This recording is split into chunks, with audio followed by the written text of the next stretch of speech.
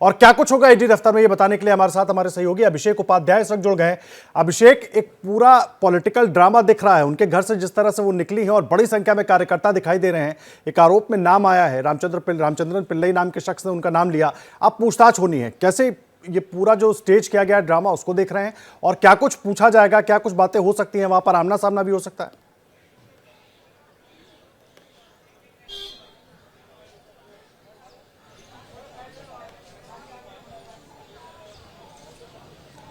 अभिषेक, आप तक मेरी आवाज पहुंच रही है?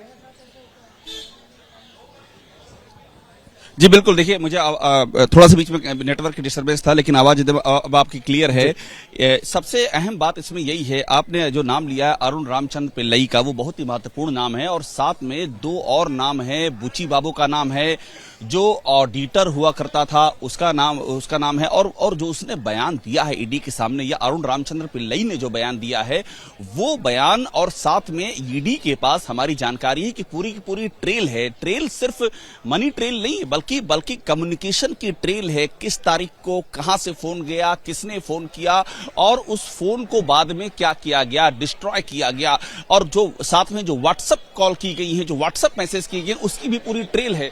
मीटिंग को देखिए, एक मैं तस्वीर दिखा रहा हूं आपको। यहां पर अभी ईडी की टीम पहुंच गई है। के कविता की आज यहां पर पेशी होने जा रही है। सामने से हम तस्वीरें देख रहे हैं, ईडी की टीम यहां पर पहुंची हुई है और के कविता, देखिए आपको हम वो तस्वीरें इस समय दिखा रहे हैं। ये जो गाड़ी है, आज पूछताछ होनी है के कविता से। महत्वपूर्ण इसलिए है, ये पूछताछ पहले होनी थी 9 तारीख को, लेकिन 9 तारीख से इसे 11 तारीख कर दिया गया। ईडी के पास कई अहम सबूत हैं के कविता के, जो तेलंगाना के। मैं आ रहा हूं अभिषेक, आपके पास मनोज भी वहां पर मौजूद है। मनोज, तस्वीरें भी दिखाइए और जरा बताइए अब आगे की कार्रवाई किस तरीके से होगी? जी बिल्कुल, देखिए तस्वीरों में आपको दिखाना चाहूंगा कि के कविता, और उन्होंने हाथ भी अभी यहां कैमरे के सामने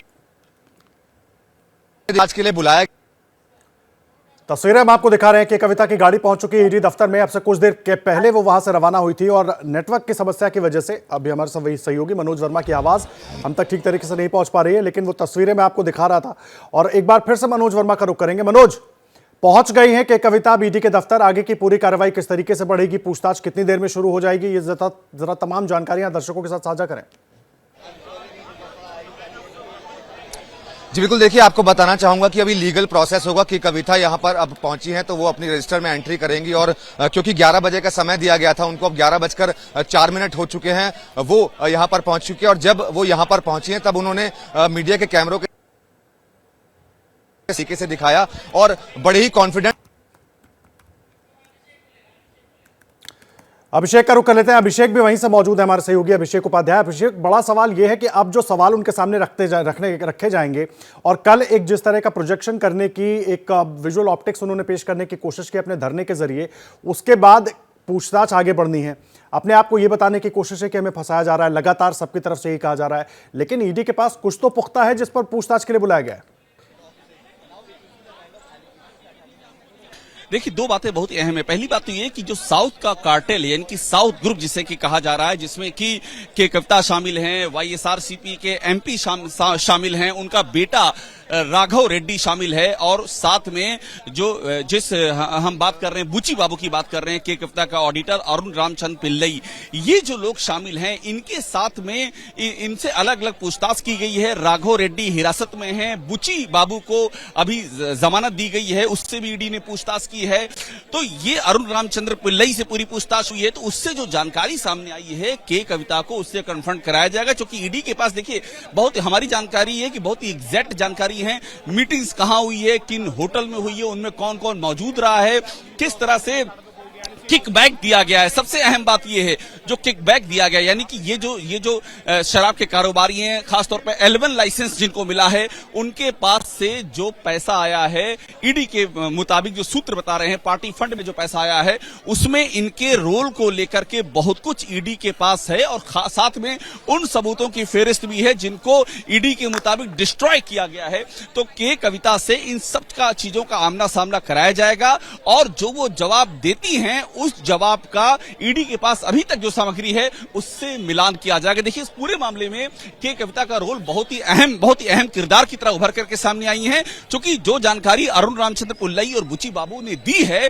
उस जानकारी के बाद के कविता के इर्द गिर्द ये घेरा और भी ज्यादा कस चुका है। जी, ये अंदर की तस्वीरें इस वक्त ईडी दफ्तर के हम आपको दिखा रहे हैं। के कविता वहां पर पहुंची हैं जब अपने घर से निकल रही थी। जिस वक्त अपने घर से वो रवाना हो रही थी ईडी दफ्तर पहुंचने के लिए, उनके पिता का ये सरकारी आवास है, केसीआर का घर है, जहां पर वो रुकी हुई थी। और वहीं से जब निकली हैं, बड़ी संख्या में पार्टी के नेता और कार्यकर्ता वहां पर मौजूद थे। पुलिस ने सुरक्षा के चाक चौबंद इंतजाम किए हुए थे और वहां से अब से कुछ मिनट पहले निकली वो तस्वीरें भी हमने आपको दिखाई थी। और अब वो पहुंच चुकी है ईडी दफ्तर। जिस तरह से मनोज वर्मा हमारे सहयोगी बता रहे थे कि वहां पर जो लीगल औपचारिकता है पहले उनको पूरा किया जाएगा, उसके बाद पूछताछ शुरू होगी। अभिषेक भी हमारे साथ मौजूद है, वो भी बता रहे हैं कि किस तरीके से उनकी जो टेंशन है वो बढ़ सकती है, क्योंकि आमना सामना करा सकती है ईडी। लेकिन दोनों अहम तस्वीरें हम आपको दिखा रहे हैं आज की राजनीति की, क्योंकि इससे राजनीतिक टेंशन और बढ़ती हुई नजर आ रही है। कुछ देर पहले जब के कविता रवाना हुई थी अपने घर से, अपने पिता केसीआर के घर से ईडी दफ्तर पहुंचने के लिए, और दूसरी तस्वीर जिस वक्त उनकी गाड़ी, यानी कि अब से कुछ मिनट पहले, 3-4 मिनट पहले उनकी गाड़ी ईडी दफ्तर पहुंची है। और अब लीगल औपचारिकताएं जो होती हैं ईडी दफ्तर में पहुंचने के बाद वो पूरी की जाएंगी। उसके बाद औपचारिक तौर पर पूछताछ शुरू होगी और वो तमाम सवाल जो ईडी के पास हैं उनके जवाब की कविता से मांगे जाएंगे। और हो सकता है जो अहम एक कड़ी है अरुण रामचंद्रन पिल्लई, उसको भी आमने सामने बिठाकर पूछताछ की जाए, क्योंकि लगातार के कविता की तरफ से कहा जाता रहा है कि एजेंसियों का दुरुपयोग किया जा रहा है, हमें दबाने की कोशिश की जा रही है, फंसाने की कोशिश की जा रही है। और अभिषेक उपाध्याय लगातार ईडी दफ्तर से हमारे साथ जुड़े हुए हैं। अभिषेक, बड़ी बात इसमें समझने की है कि जो पूरा मामला है इसको जिस तरीके से एक पॉलिटिकल वेंडेटा की तरह दिखाया जा रहा है, क्या वैसे ही है? क्योंकि ईडी की जो रिमांड कॉपी है, मनीष सिसोदिया की जो रिमांड कॉपी है, उसमें भी के कविता का नाम आ रहा है। बिल्कुल नाम आ रहा है। और देखिए, सिर्फ नाम की बात नहीं है, यहां पर बात वॉल्यूम की है। 30% जो जानकारी सामने आ रही है कि पूरा जो ये जो लेकर का कारोबार है, इसमें 30% का जो मार्जिन शेयर है, वहां पर ये साउथ का जो ग्रुप है, साउथ कार्टेल, वो इसका बेनिफिशियरी है। और इंडो स्पिरिट की बात करें, वो एक बहुत ही अहम नाम है, इंडो स्पिरिट, समीर महेंद्रू।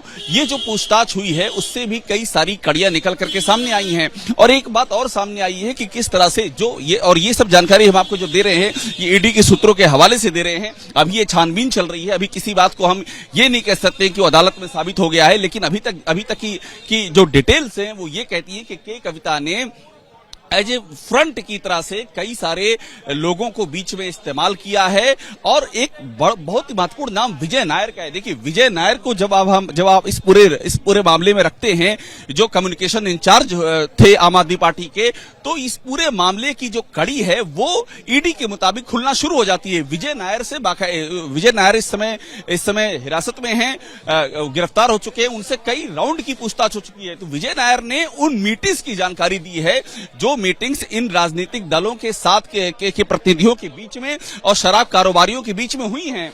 और इस विजय नायर से जो पूछताछ हुई है उसमें भी बहुत ही अहम जानकारी मिली है के कविता के किरदार को लेकर के। अहम बात आप कह रहे हैं अभिषेक, अहम बात आप कह रहे हैं।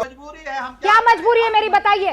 मैं अभी आपको बताती हूँ कि मैंने ओए होए होए होए नमकीन के चटकारे लेते हुए टकटकी मार के डिबेट शो को पॉज रिपीट कर करके देख रहे हैं जोगिंदर जी। इनकी तरह आप भी देखें अपनी फेवरेट डिबेट्स को रिपीट कर, और डाउनलोड कीजिए एबीपी लाइव ऐप अपने स्मार्ट टीवी पर।